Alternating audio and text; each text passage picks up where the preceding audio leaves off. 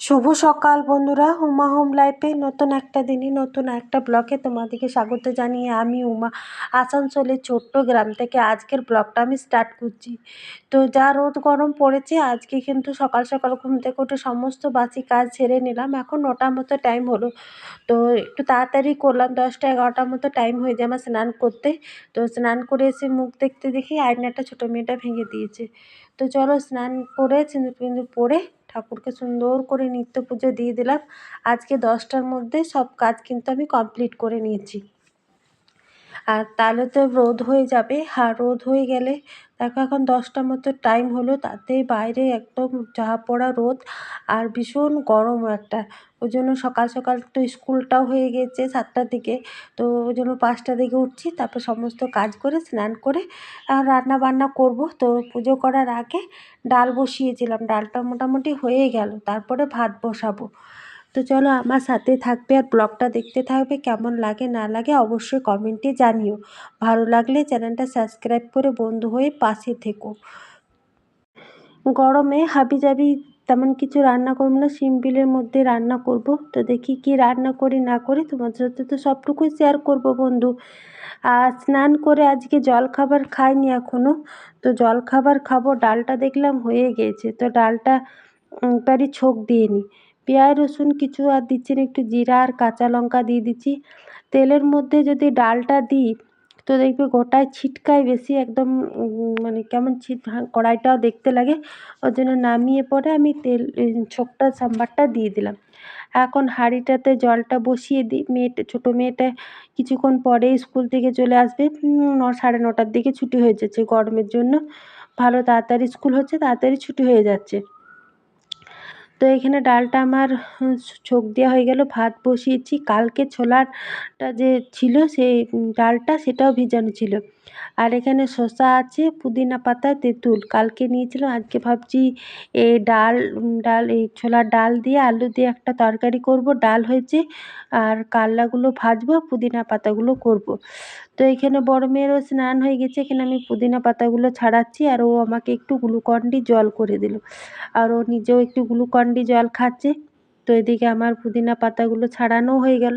তা করতে দেখি জলটাও গরম হয়ে গেছে, তো চালটাও দিয়ে দিই।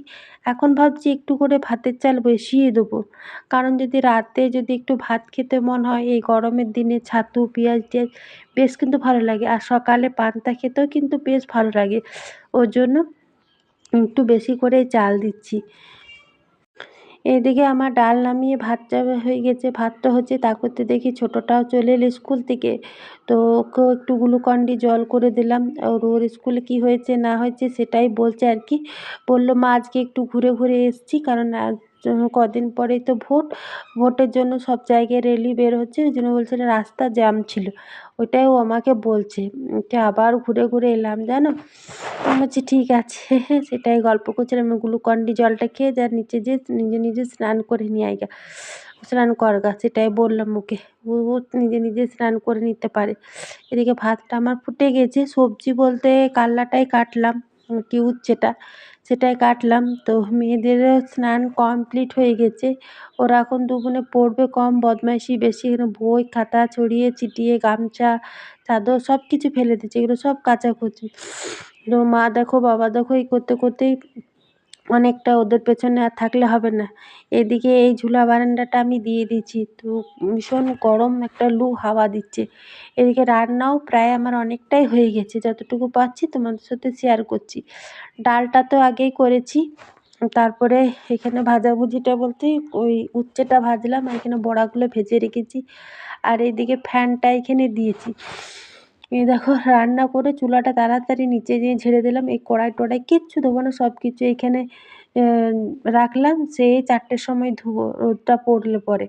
আর রান্না কী কী হলো চলো তোমাদের সাথে এখানে শেয়ার করে নিই। তো এইখানে রান্না আমার হয়েছে, ভাত হয়েছে, আর ভাত তো 1 হাঁড়ি মতো ভাত হয়েছে এখানে।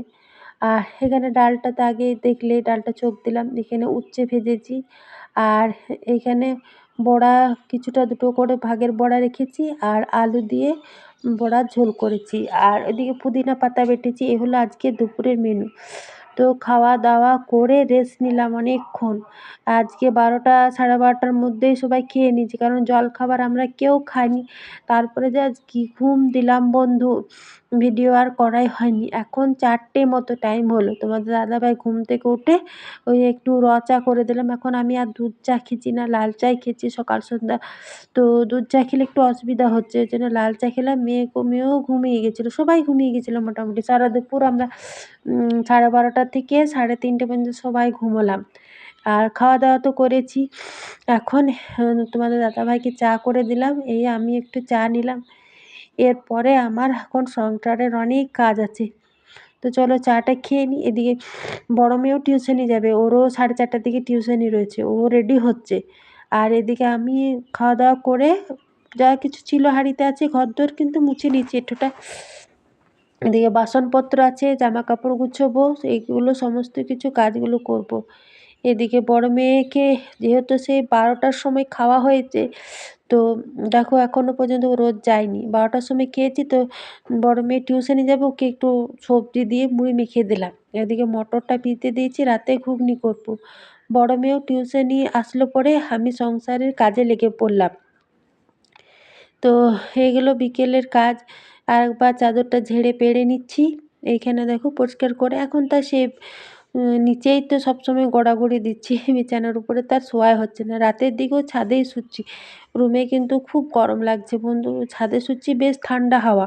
তো আজ কদিন ধরে রাতে ছাদেই শোয়া হচ্ছে গরমের জন্য। আর বৈশাখ মাস ঢোকার সঙ্গে সঙ্গে কিন্তু বেশ ভালো পরিমাণেই গরম পড়েছে, তাই না বন্ধু? তো দেখো এদিকে ঘরগুলো আমি গুছিয়ে নিলাম, বিকেলে ঝাড় দিয়ে দিই। সকালের থেকে বিকেলে আমি অনেকগুলো কাজ করছি এখন, জানো। যেমন মেয়েদের বাসি জামা কাপড়গুলো বিকেলে কেচে রাখছি, চুলো টুলো গোবর দিয়ে রাখছি, ভালো করে ঘর দোরগুলো গোছাচ্ছি, তাহলে সকালে যাতে কাজের চাপটা অনেকটা কম থাকে। কারণ সকালে ভীষণ গরম লাগছে, মনে হচ্ছে কতক্ষণ এই কাজগুলো করতে পারি।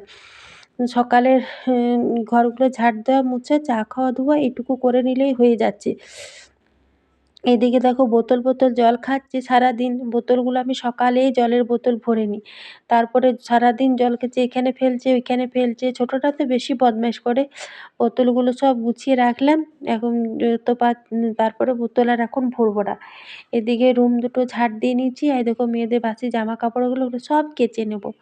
তারপরে বিকেলে আমি রুম দুটো ঝাড় দিয়ে নিচে চলে এসেছি। কাজ যেদিকে তাকাচ্ছি সেদিকেই কাজগুলো আমার দিকে তাকাচ্ছে।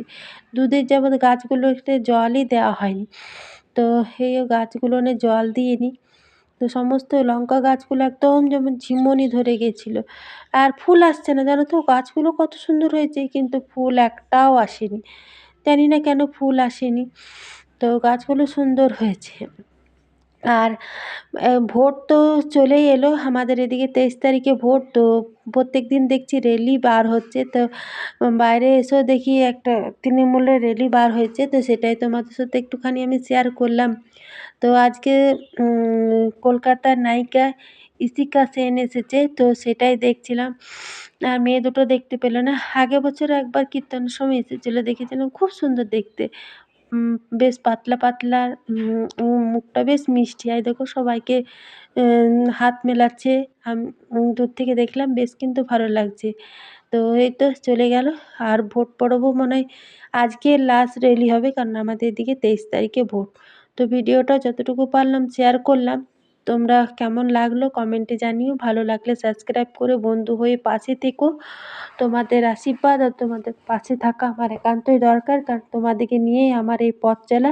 কাল নতুন দিন, নতুন ব্লগ। সবাই ভালো থেকো, সুস্থ থেকো বন্ধু।